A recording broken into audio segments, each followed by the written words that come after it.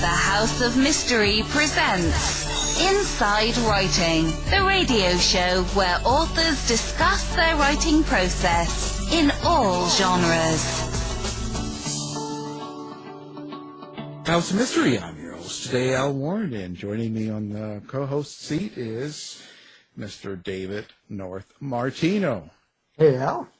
Hey. Good to be here. Yeah, always. I still sound like a serial killer with three names. Don't tell anybody. Yeah, no. That's right. We won't talk about what's in the basement. No. No. Well, now today, going from singers to all of a sudden today, we've got two authors. Looks like a father-son team.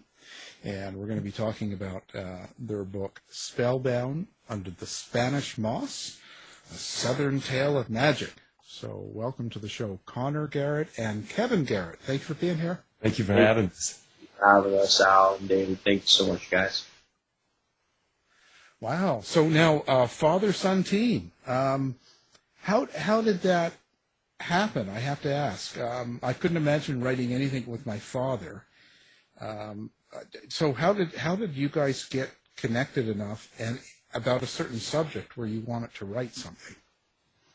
Well, I met him a little while ago when he made me, so that was cool. It was a nice intro.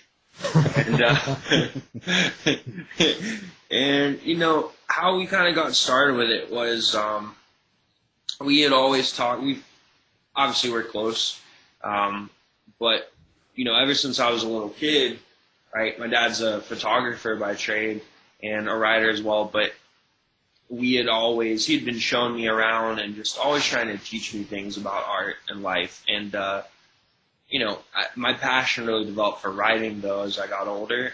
And, really just developed all the way to the point that it became an absolute obsession. And we just kind of decided we wanted to collaborate. And it had been something we discussed a few times.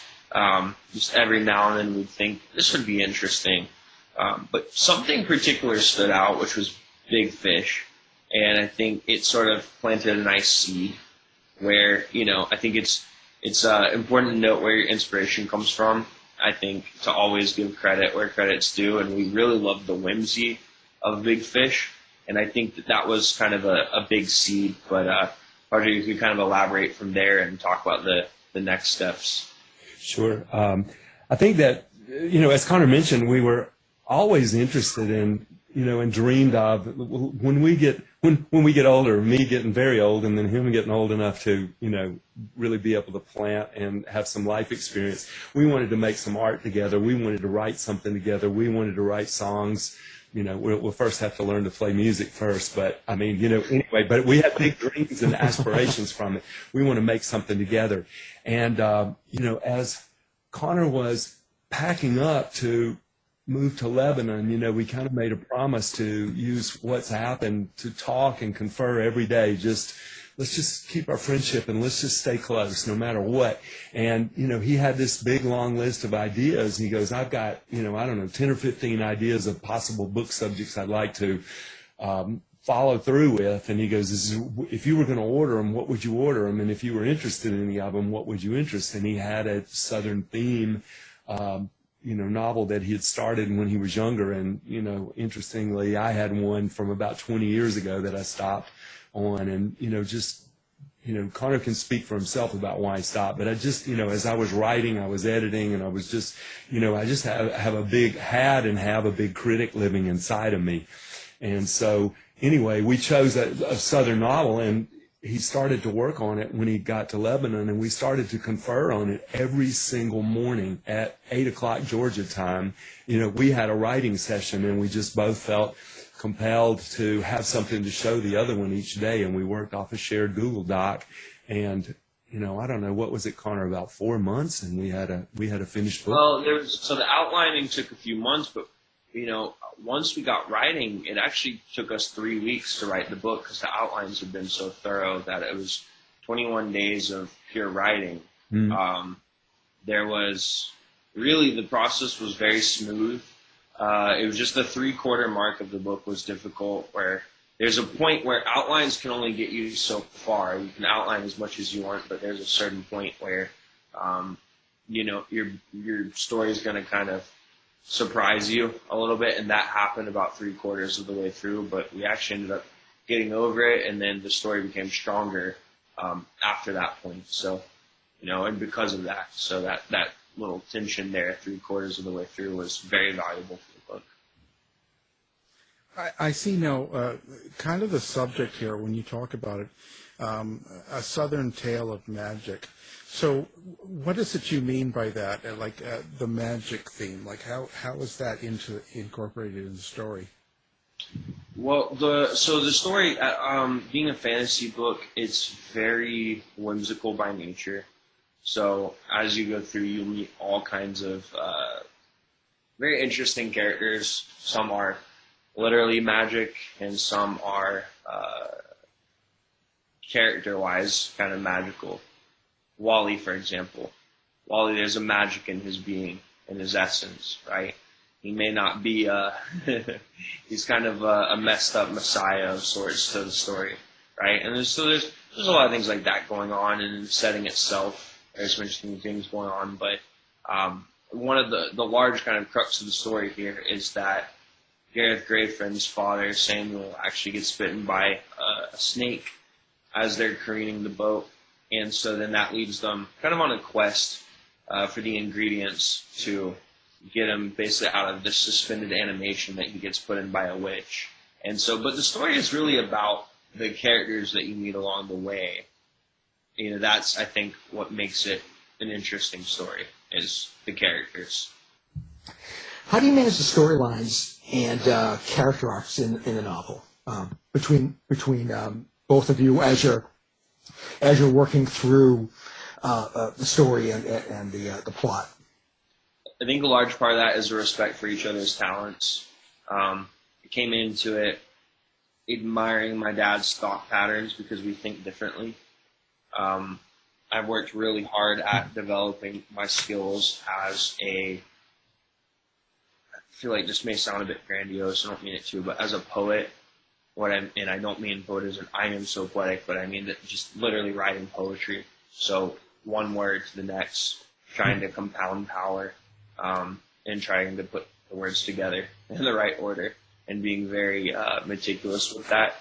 And then I think I had a great respect for his ability to think through plot and structure, and sort of neither of us are particularly organized, but to think organized when it comes to character and to think organized when it comes to plot. And so I think a large part of it just comes to a respect for each other's talents, you know, and not, hey, I respect you because you're my dad. No, like, he's good. He's good at what he does. And, you know, I'm not saying that because I'm his son. I'm saying that because it's true. So You can tell us the truth later. Yeah. Don't worry. You know. Oh, it's interesting, but I think it's an interesting dynamic to have a father and son write something together, especially a fiction story, because in the creation of characters, usually with fiction writers, they either hear voices in their head or they have some sort of a way of getting these characters, of creating and discovering them. They can be quite different, and you're from different generations as well. So it's just interesting to see that. So for each of you, let's start like Kevin. How is it that your characters that you create or develop, even characters that Connor did, where does that come from for you? Where does that come from for me? That's a great question. I think that one of the ways that we came together early in the book, there's some tension early in the book between the father and son. And, you know, friends of ours who read the book ask, oh, was the tension in the early part of the book, was that you and Connor when he was a young teenager? And I go, actually, no, it wasn't. Connor and I have always been very close. You know, we have the natural bumps, that you have from a child as they start to assert themselves and, become his own man.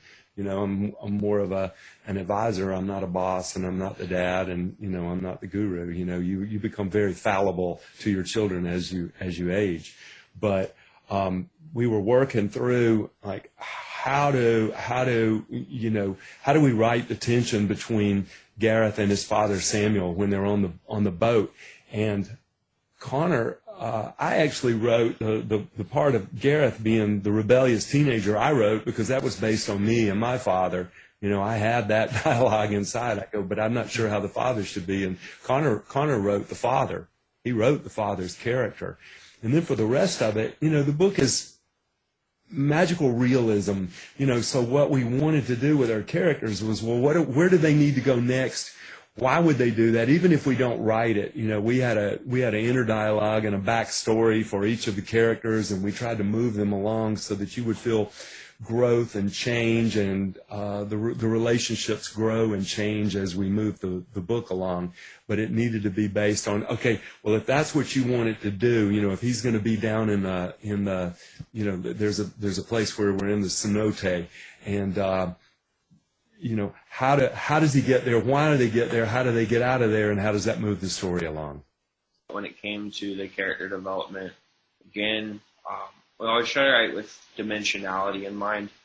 So I think a lot of times people end up, I shouldn't say a lot of times, sometimes people can fall into the trap of writing caricatures instead of characters. And the difference between those would be caricatures are idealized, so they're all good or they're all bad. And in our case, our characters are mostly complex in their motivations. They're complex in their behaviors. They can be good with tinges of bad or moments of bad, make mistakes like real people do. And I think a lot of times people want to telegraph whether the characters are good or bad to the audience, and I think that's when they become caricatures. And so that was really important to us. And part of the way we did that was by drawing upon people that we actually know and love. Because we talk about this all the time too as well. It's like not only, so it's really interesting with people, and this is the same with characters in a book. They're changing as the story goes along, just like you're changing throughout your life, you're evolving throughout your life. But then to add a whole other layer of dimensionality to it, everyone experiences another human being / character in a different way. So it's the same way everyone may not like this guy, right? Maybe they actually behave differently depending on who they're around. And then from there, you can also look at, well, in addition to what are they saying, it's what are they not saying? What information are they withholding from this character? And then it begs the question, why are they withholding that information from that character? So it's just interesting playing around with these different dynamics that can add dimensionality to your characters. So that was another aspect of it. So you're taking people okay, so give us the dirt. Who who have you used as a, when you, that's interesting, but when you take, when you say it's from people you know and love, so it's someone in your life, you've kind of taken part of their character, not all of it, and you've sort of made it into something. Do you do that by putting yourself into that character as well? You can mix it all together. For example, and this is also another thing too, even with character motivations, is, for example, so one of the characters was my uncle Kevin was in part of him, and then I can explain further on that. But then with the banjo player, there were some things that were Wally. There were some things that were aspirational that I kind of put my dad and I almost together in him as well. That was really important. But yeah, it's like a lot of times when people do something, they're not always making the decision that it might appear that they're making when they do a certain action. For example, someone could have sorts of unconscious trauma or unconscious baggage that cause them to do something that's seemingly malicious, but it's their unconscious trauma that could cause that exact action. So at that point, is it that it's a malicious action? Not necessarily. Now, the result may be the same, so perhaps you need to distance yourself just as far from that character, but that's where these things become even more complex. So we were looking at things like that with our characters. It's like, how can you look at a character with a complete objective lens? If you're basing it off of things you've experienced, for better or for worse, and how they made you feel and all this, looking at it from an objective lens, looking at what are these characters' intentions, what are the results, and then how does another character need to respond to that character based on their own past traumas, their own difficulties. But to kind of the main question that you asked there, my Uncle Kevin was one of the characters we thought about when it came to Wally, because he's got a lot of very lovable qualities. And then, just like my dad and I, he's got some other kind of fun, quirky qualities as well. So you mix it all together there and you get an interesting character. And then, for Freya, which was the mom, my own mom was a part of that. For the dad, my own dad was a part of that. Trying to think who else. I would say there's a sacrificial nature to Wally that was kind of a part. Richard Becker, who was a principal of mine. Trying to think who else, Padre? Who else did we kind of mix in there? Well, as we wrote the Freya character, I told you the story of my dad's mother. I never met my grandmother. She died when my father was away at college. I think he was 18 years old at the time. So, I never met her, and the only way she lives is through the stories that my father would tell me about her. And Gareth doesn't know his mother. She died as he was born, when he was a baby, so he doesn't know his mom. The only way he knows his mom is through the stories of his father. So we used what happened with my father, as I feel like I know and I love my grandmother, though I never met her. One thing I have to say is, when you write a fictional character and how you've mixed and matched and you put yourself into all these characters, in a way you're kind of exposing some of your own feelings, and you make yourself a little bit vulnerable to the reader. So is it really important how people react to your writing then? I think definitely. I think that a lot of writers, especially younger writers, I've heard it a lot, where for some reason, and I think it's a little bit of a defense mechanism, they'll a lot of times say, well, I write for me. It's like, that's cute and all, but, fiction and writing is a half-formed world, right? So no matter what, you have your half as the writer that you formed, and then there's the projection of whatever your reader is envisioning kind of forms the rest of that landscape in their minds. So you depend on the reader in a lot of ways, and you have to respect that. And, so I think it's a bit arrogant to say that you just write for yourself and that sort of thing. So when you write these characters, you put yourself into it, so you're putting some of your own feelings down on paper.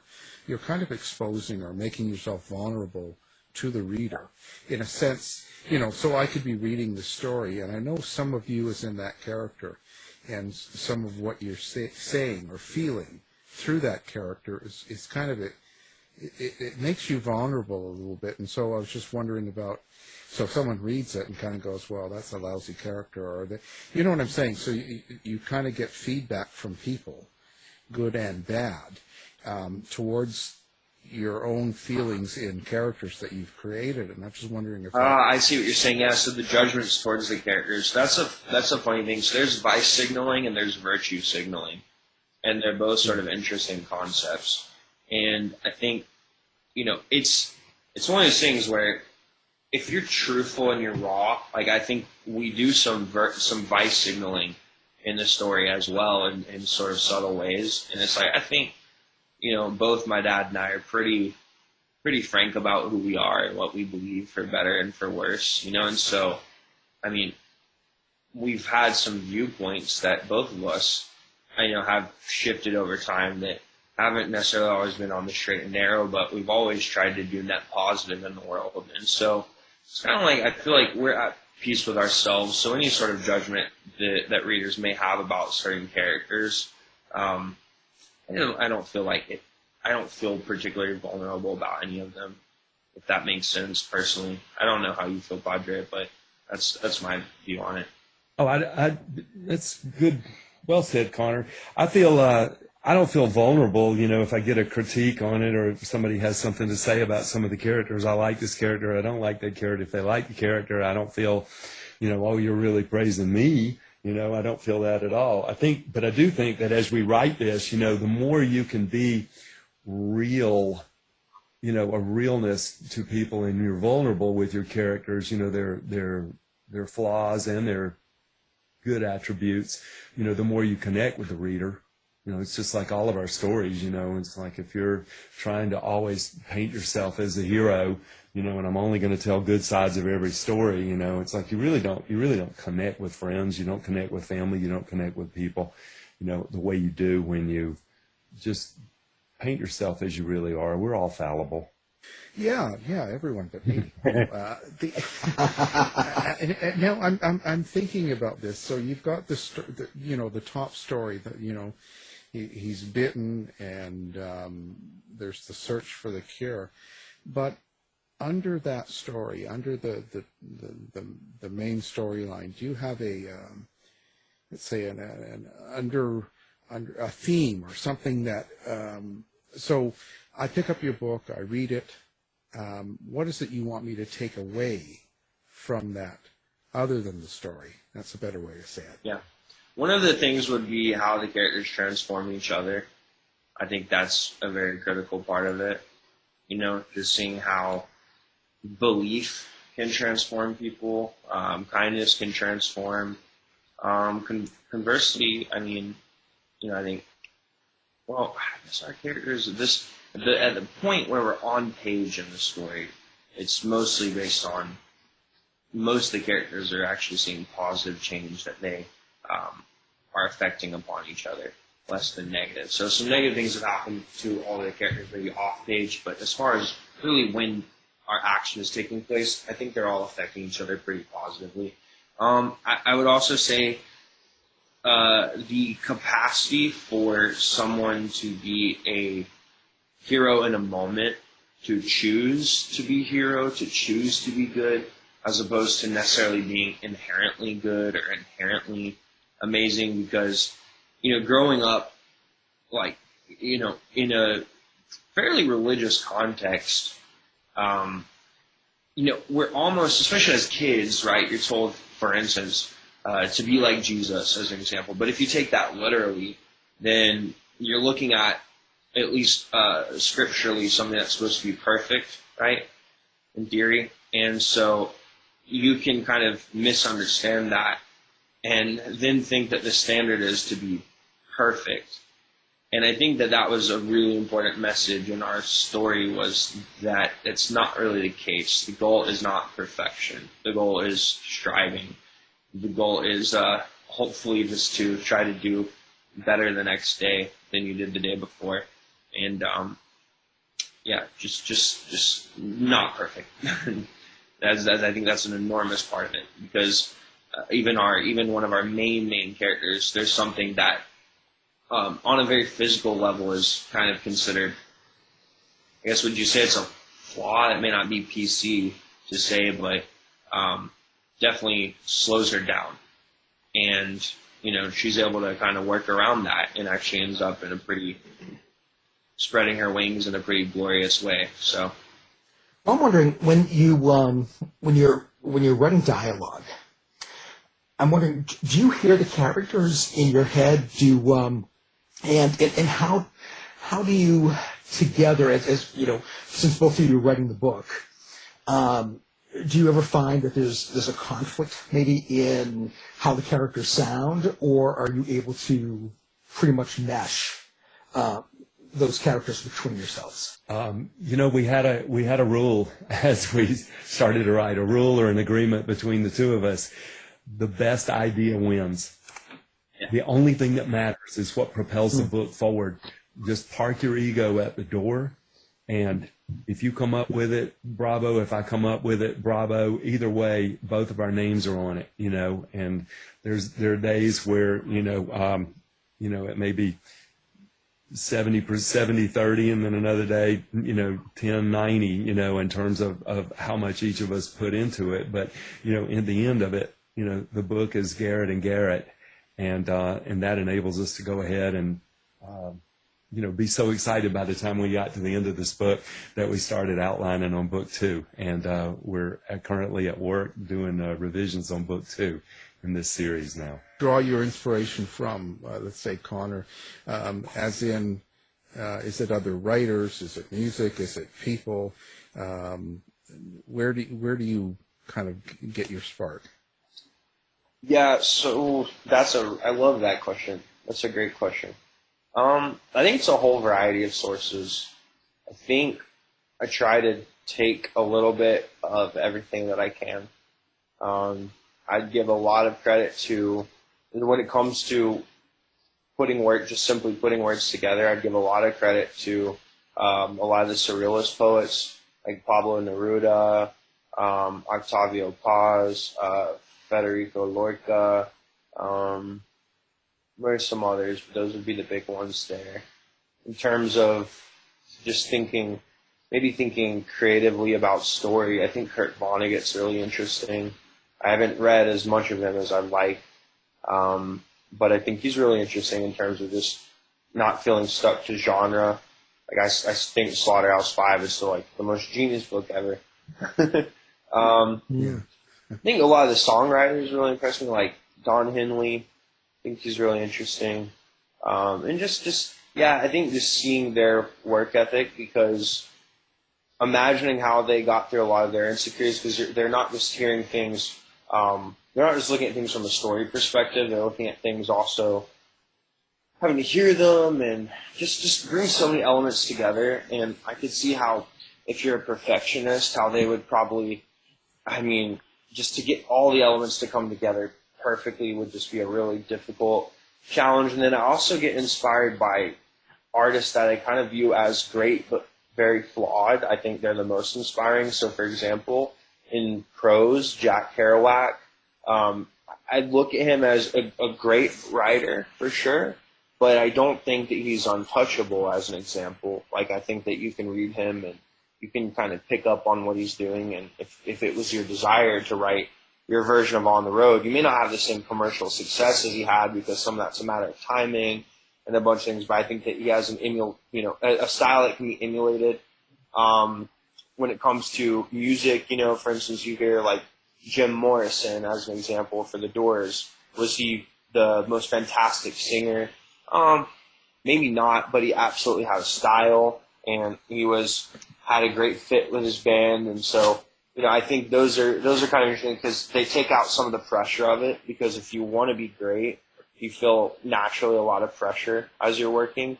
So I think those guys that are great, but kind of you feel like maybe the time aided some of their success, I think those are also really inspirational too, because they sort of, I don't want to say they lower the bar, but they take out some of the air in a good way. So I'd say, the Doors is big. So it's just from all over the place. And then besides that, I think, not to be corny, but obviously, my co-author here, I think, has been a big inspiration as well. Just through the years, just having a lot of talks about creative process, and, then us finding our own creative processes separately. He's still evolving and working on his, so that's my long rant. So I'll pass it to him so he can do his thing. I heard a program, I don't know, a year or two ago. It was Don Henley and Glenn Frey talking about how they learned to write songs. And they talked about, hey, we were in an apartment, and down below us, we would get woken up in the morning by the banging of the piano, and they lived above Jackson Browne. And they said, listening to him work taught us how to write, but listening to him work from early in the morning till late at night taught us to work hard. And that stuck with me too, is that it doesn't mean that just because somebody can play music or somebody can write a song or somebody can write a novel doesn't mean that it was easy for them. It's that they were curious and they were persistent and they were driven and they were willing to look bad and to struggle through things. And I was really inspired by that, and I'm always moved by what allows somebody to get in and be creative and to do it for a very long time, like the Rolling Stones or like U2. But, you know, as Connor was talking, I made note of a couple of my favorite songwriters, and Don Henley was on my list, you know, also with Radney Foster from Texas and Rodney Crowell up in Nashville and Carole King. You know, it's just, you know, her Tapestry album that she wrote when she moved out to California, you know, just inspires me still after all this time. You know, when I think of a writer like Louis L'Amour, you know, who was, you know, what wrote in the Western genre, but during his lifetime, he wrote 88 novels. And, you know, if I reach the end of my days, I really, you know, I work as a commercial photographer. I shoot advertising and tourism and lifestyle sector. I also shoot fine art, but, you know, I hate to be a bit macabre like this, but, you know, Richard Avedon died as he was shooting a job, and I hope that I'm writing something or shooting when the end of my time comes. Yeah, well, that's probably the best way to go, isn't it? Doing something you love. You know, that's what they say. But how do you think this has changed you? Like doing this novel with your father, Connor, and you come out of it at the end and you look back at it now. Have you noticed any changes in your own self, your own behavior? I think, yeah, I would say definitely. I think more external changes than internal.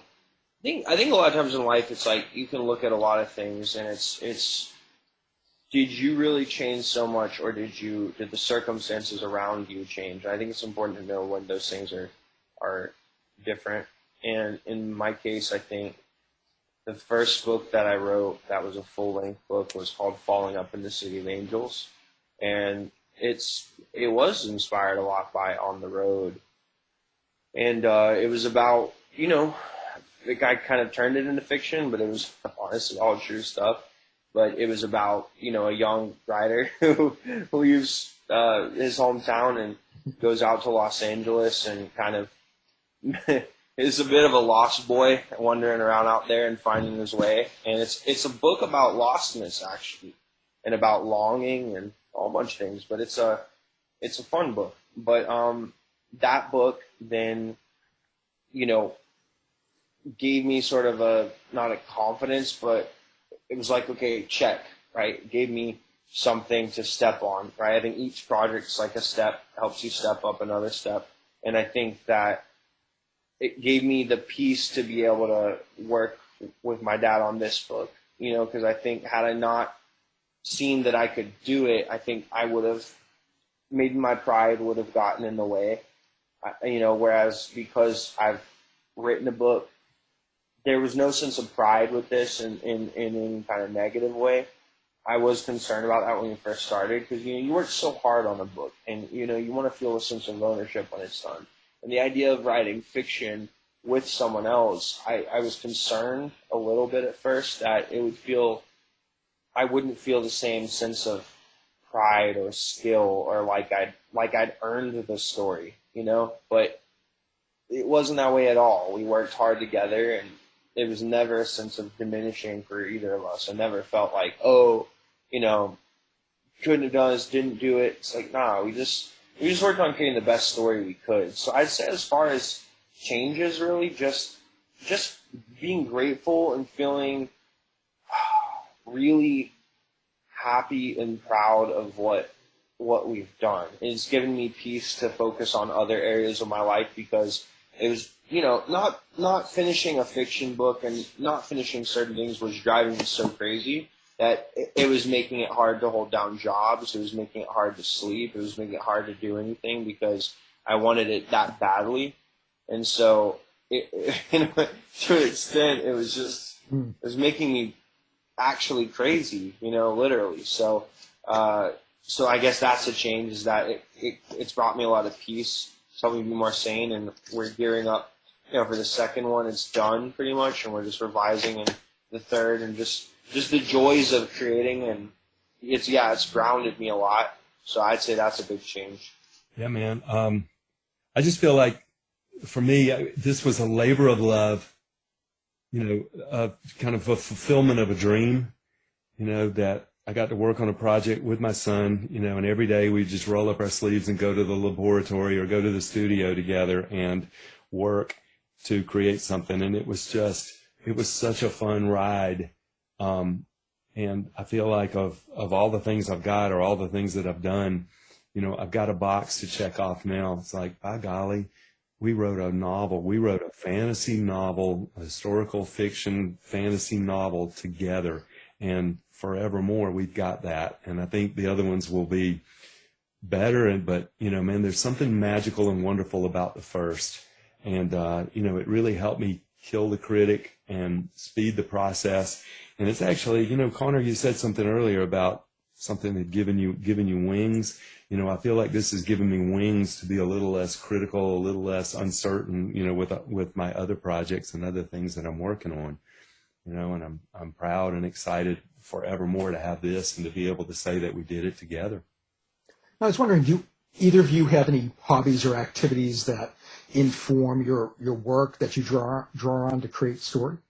Yeah, walking. Yeah, really, walking for sure. I'd say it's funny, most people don't call walking a hobby, but walking is huge, you know, because it clears out your head, you know, and you see things and you feel things, and it just, I don't know, it gives you time to really reflect. So walking would be huge. Music is definitely a big part of changing out the headspace for you know, lyricism and poeticism, but walking would be huge. You know, exercise is a good break in things, and you know, sometimes also, you know, for me, now this is maybe where my dad and I differ, but every now and then, you know, going out at night, you know, into whether that's, you know, it may not be what usually arrives there, but to a club or to some kind of a social setting, and just watching people and enjoying the night and having a little bit more of a hedonistic night every now and then is a good little, that can be a nice hobby too. So. I wouldn't count the nightlife as a hobby for him or for me.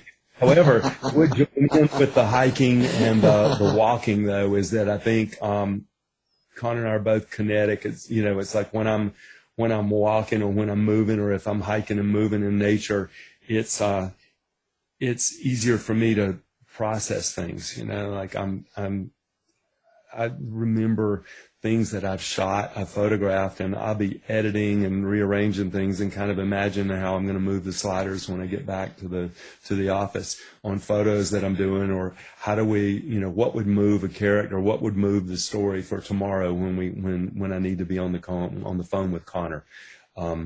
So I think that it, you know, it helps relax me to walk and to hike and to move, and it helps me to move my creative thoughts along.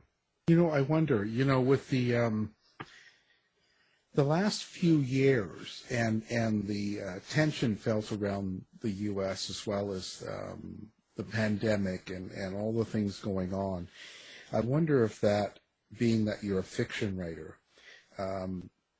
would that have any influence on the writing itself? Like, does it seep in some way, making it dark? Like, and even not that, just if you're in a stressful situation in your life, or if something's going on, does that get in the way of your writing process?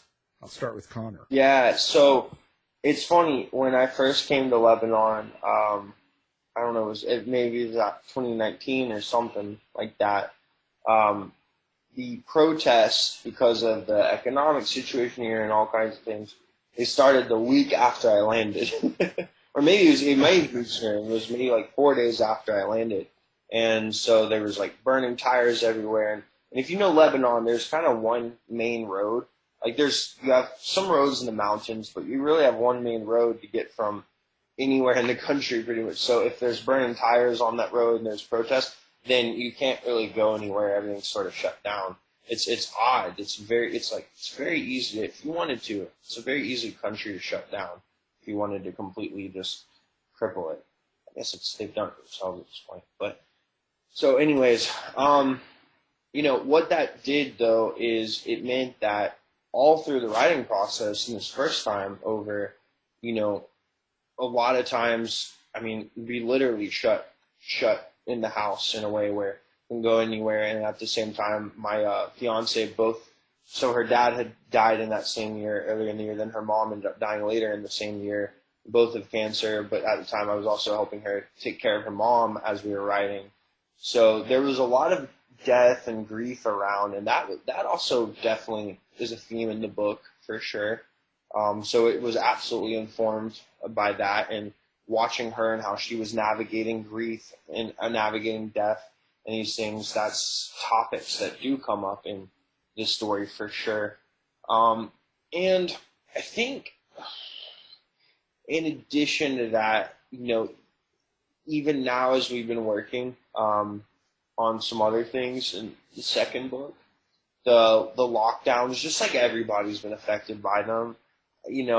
When they were partial lockdowns, that was fine. But over here, I don't know, what you guys experienced, but there were times where we had complete lockdowns, 100% total lockdowns, which meant that the only thing you could do is you could have groceries delivered to your house, but you couldn't leave a house. So there was a point where we were essentially staying in one room for 2 months at a time over here, and four people in one room for 2 months.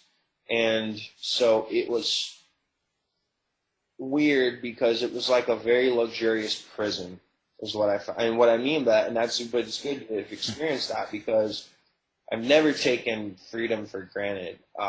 But it helped me navigate how do you deal with a mental prison? How do you deal with, because ultimately if you're feeling some sort of physical imprisonment, that's the first place you're feeling it, but where it manifests itself is in your mind.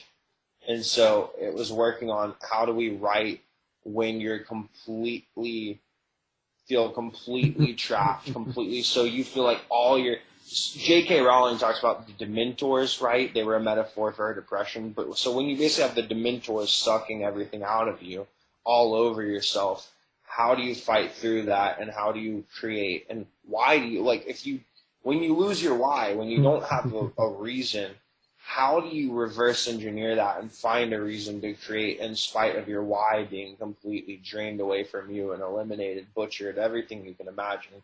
How do you keep creating? So I love that. By the way, these are really great questions, so thank you guys.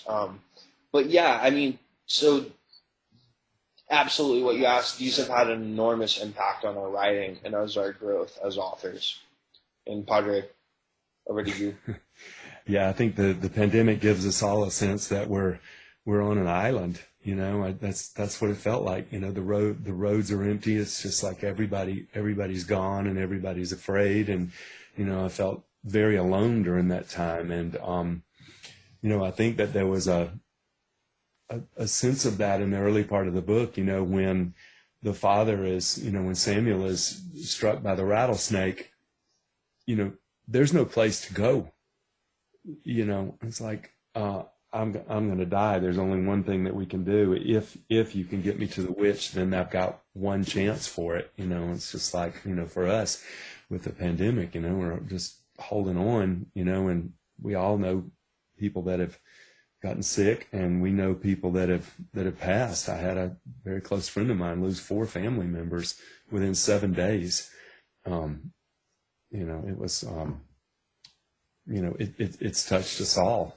So I do believe that it worked its way into our writing there. It's an interesting time, and it's just, but writing a fantasy, I'd imagine that part of it and part of the magic is to perhaps bring people out of a negative thought. You know what I mean? But be a little bit more fantasy to get away from things.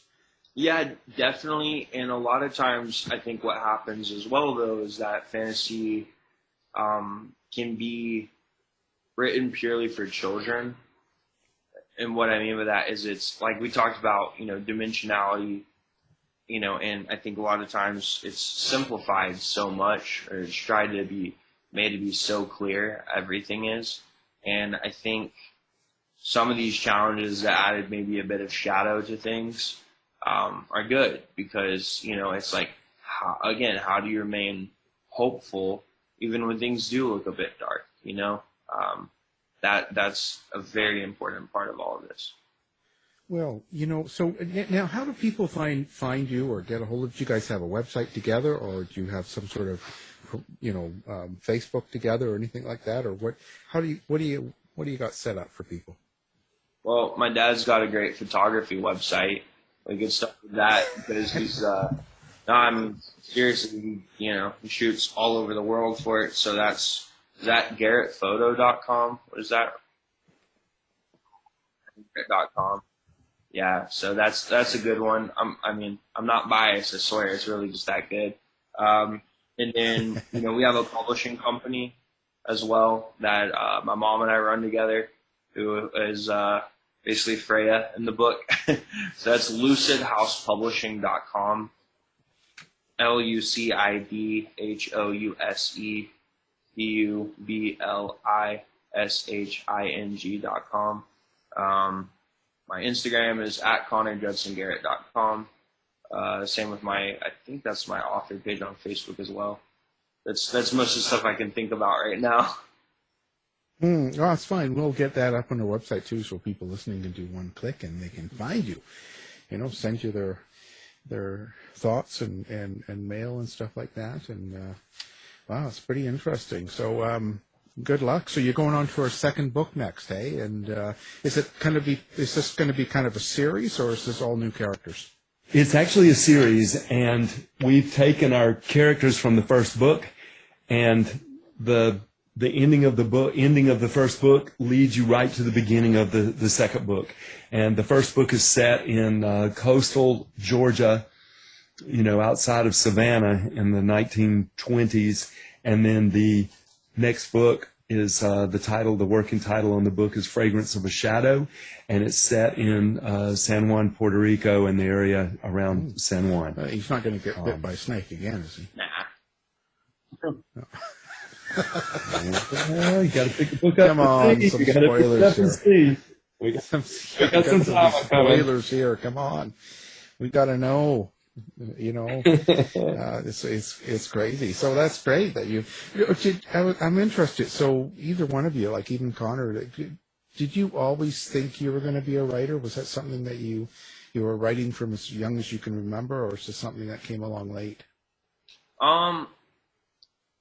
I think I'd wanted to write for a long time, but because my mom was a writer, honestly, and her and I are very different in a lot of ways. I think I viewed it as and this is a compliment to her, obviously, but I viewed it as an intelligent person's profession.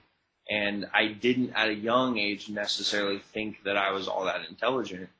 And so, because of that, because I have ADHD, I have a few things that kind of at times have made, for instance, school not the best place for me.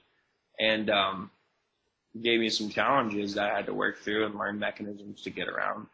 And so definitely didn't think I was the smartest person, and thought that writing was like kind of above me. I remember from a young age I was interested in it, but I wouldn't even attempt it because, I couldn't a lot of times finish paragraphs or sentences because the ADHD would take me in so many different directions. But, eventually it got to an age where Lord of the Rings, for instance, every single time I was having a really hard time or was depressed or whatever was going on, I'd watch Lord of the Rings. And so I knew that's when I started to connect the dot that, okay, I really love stories and I want to create something like this. That was initially the thing. And then the first time, though, that I connected with a book was I decided one summer that I was going to read on my own, right? Because I didn't really ever, before this point, love what they'd make me read in school or anything like that. But I read The Great Gatsby. It wasn't assigned or anything, but read it. And it was the first time I'd really been moved by something that was in text, written form like that. And that was the first point where, okay, I knew I liked story because of movies. And then I saw, okay, you can use it effectively in a way that does matter. And so that was the beginning of, it's a kind of an amateurish way to look at it, but it's like, yeah, Lord of the Rings and The Great Gatsby. Those were sort of the starts of my journey in a way. And then after that, it was just pure passion, just obsession, knowing for a long time. Because, of course, when you start off, you're garbage. You're an absolutely terrible writer, pretty much no matter what. And I was really bad, but I really knew I loved it, even though I was terrible. And I knew I wanted to be good, even though I was very far from that mark. And, you know, there's still levels that I want to get to that I'm still very far from. But it's an obsession, you know, that's the thing, is it's like, I think to do it, and especially write long form, you got to be obsessed with it. If you're not, you probably shouldn't be doing it. So. Yeah. Oh, good words. Well, it's certainly been a pleasure talking to you guys. Now, the book we're talking about is Spellbound, Under the Spanish Moss. It's a Southern Tale of Magic. And our guests have been the authors, Connor and Kevin Garrett. Thank you guys for being here. Thank you so much for having us. Thank you, Alan. Thank you, David. Thank you guys so much for having us. Thank you for having us. To find out more about our show, guests, or to listen to past shows from our archive, please go to www.houseofmysteryradio.com. The mission has been completed. The end! By George, he's got it! It is the end! I'll see you. If you're lying to me, I'll be back. This has been a production of Something Weird Media.